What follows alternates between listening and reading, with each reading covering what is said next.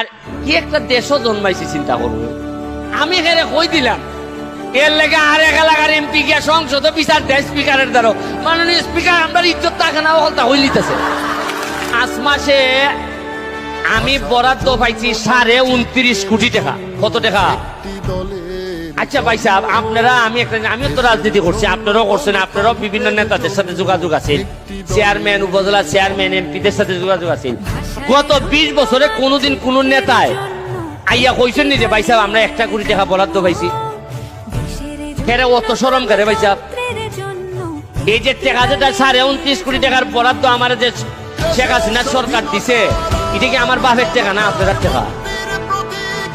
আপনার টাকা আপনারা কইতে শরম করে, কারণটা কি?